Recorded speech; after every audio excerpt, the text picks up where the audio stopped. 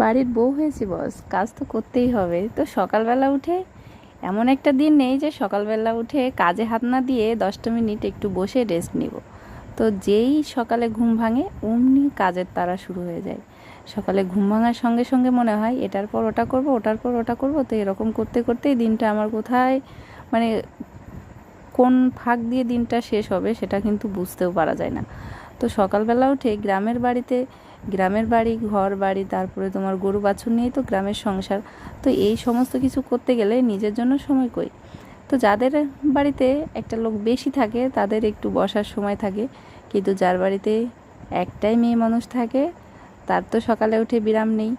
আর হাজার খারাপ লাগলেও কাজ তো করতেই হবে, কাজ তো আর কারোর জন্য বসে থাকবে না, তাই না?